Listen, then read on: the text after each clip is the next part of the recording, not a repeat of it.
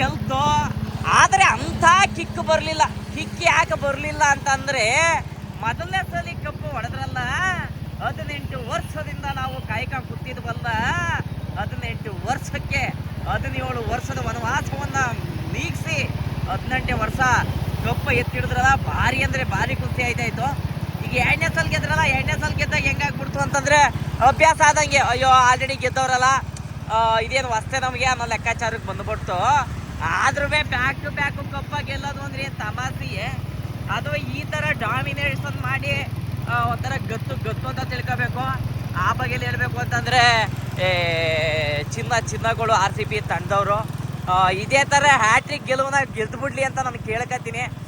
ಇಲ್ಲಿ ಏನಾಗದೆ ಅಂತಂದರೆ, ಇಷ್ಟು ದಿವಸ ಹೆಂಗೆ ಅಂತಂದರೆ ಕ್ರಿಕ್ ಬ್ಯಾಚಲ್ಲಿ ಸ್ಕೋರ್ ಕಾರ್ಡ್ ನೋಡೋವು, ಅದಾದಮೇಲೆ ನಮ್ಮ ಯಾವುದರಲ್ಲಿ ನಮ್ಮ ಹಾಟ್‌ಸ್ಟಾರಲ್ಲಿ ಮ್ಯಾಚ್ ಯಾವಾಗ ಶುರುವಾದನು ಅಂತ ನೋಡೋವು, ಜೊತೆಗೆ ನಮ್ಮ TV-ಲಿ ಎಷ್ಟೊತ್ತಿಗೆ ಮ್ಯಾಚು 7:30 ಮ್ಯಾಚ್ ಶುರುವಾದವು ಅಂತ ಕಾಯ್ಕೊಂಡು ಕೂತ್ಕೊಳ್ಳೋವು.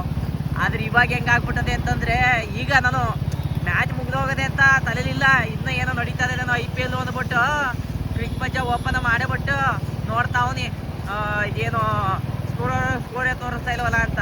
ಆಮೇಲೆ ಗೊತ್ತಾಯ್ತು IPL ಮುಗಿದೋಗದೆ ಅಲ್ವೇ, ನಾನು ಯಾಕೆ ಹಿಂಗೆ ನೋಡ್ತಾ ಇದ್ದೇನೋ ಅಂತ.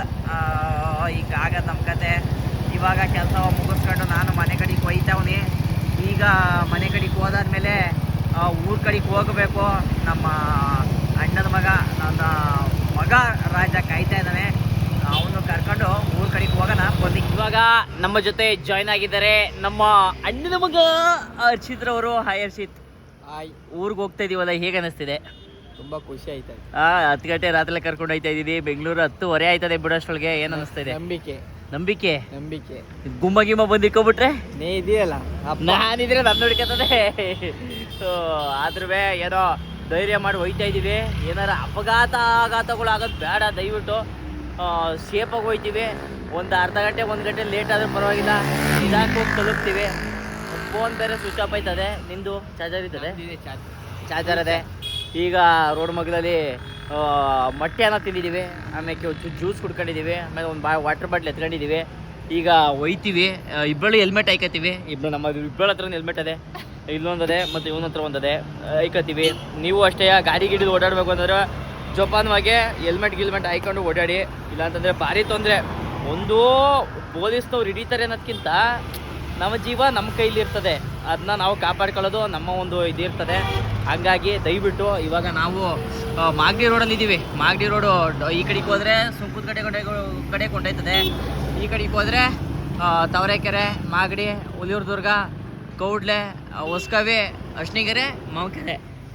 ಇವತ್ತು ಹರ್ಸವರು ಆಬ್ಲೋಡಿಯವರು ಆದರೆ ನಮ್ಮೂರಿಗೆ ಬರ್ತಾರೆ. ಅವ್ರಿಗೆ ವೆಲ್ಕಮ್ ಮಾಡ್ತಾ ಇವಾಗ ನಮ್ಮ ಜರ್ನಿಯನ್ನು ಶುರು ಮಾಡೋಣ ಖಂಡಿತ. ಇವಾಗ ನಮ್ಮ ಜರ್ನಿ ಶುರುವಾಗ್ತಿದೆ, ಬನ್ನಿ ಹೋಗೋಣ. ಇವಾಗ ನಾವು ಕರೆಕ್ಟಾಗಿ ಮಾಗಡಿಲಿದ್ದೀವಿ. ಮಾಗಡಿಯಿಂದ Nagamangala 61 kilometre, Somwarpet 185 kilometre, Madikeri 224 kilometre. ನಾವು ಏನು ಮಡಿಕೇರಿ ಗಂಟೆನೂ ಹೋಗಲ್ಲ, ನಾಗಮಂಗ್ಲಕ್ಕೂ ಹೋಗಲ್ಲ. ಕೌಡ್ಲಿ ಹತ್ರ ನಾವು ಎಡಗಡೆಗೆ ತಗೊಂಡ್ಬಿಡ್ತೀವಿ, ನಮ್ಮೂರು ಮಾವಕೆರೆ. ಇವಾಗ ಹರ್ಷಿತ್ ಅವರು ಹೊಸ ರೈಡರ್ ಬರ್ತಾ ಇದ್ದಾರೆ. ನಾವು ಇವಾಗ ರೆಸ್ಟಾಗಿ ಹಿಂದ್ಗಡೆ ಕೂತ್ಕೋತೀವಿ, ಹೆಲ್ಮೆಟ್ ಹಾಕೊಂಡು ಆರಾಮಾಗಿ ಕೂತ್ಕೋತೀವಿ. ನಮ್ಮ ಹರ್ಷಿತ್ ಅವರು ಗಾಡಿ ಓಡಿಸ್ತಾ ಇದ್ದಾರೆ. ಹರ್ಷಿತ್ ಅವರೇ, ರಾಯಲ್ ಎನ್ಫೀಲ್ಡು ಗಾಡಿ ಓಡಿಸ್ತಾ ಇದ್ದೀರಿ, ಇದ್ರ ಬಗ್ಗೆ ನೀವು ಏನು ಹೇಳಕ್ಕೆ ಇಷ್ಟಪಡ್ತೀರಿ? ನಾವು ತುಂಬ ಖುಷಿ ಆಯ್ತಾಯಿದೆ ಓಡಿಸೋಕ್ಕೆ. ತುಂಬ ಖುಷಿ ಆಯ್ತದ ಅಷ್ಟೇ. ದಯವಿಟ್ಟು ಖುಷಿ ಆಗಲಿ, ದಯವಿಟ್ಟು ಆರಾಮಾಗಿ ಹೋಗೋಣ, ನಿಧಾನಕ್ಕೆ ಹೋಗೋಣ. ನಾನು ಹೆಲ್ಮೆಟ್ ಹಾಕೊಂಡು ಕೂತ್ಕೊಳ್ತೀನಿ. ಎಲ್ಲರೂ ದಯವಿಟ್ಟು ಹೆಲ್ಮೆಟ್ ಹಾಕೊಳ್ಳಿ. ದೇವ್ರು ಒಳ್ಳೇದು ಮಾಡ್ತಾನೆ, ನಮಗೂ ದೇವ್ರು ಒಳ್ಳೇದು ಮಾಡಲಿ.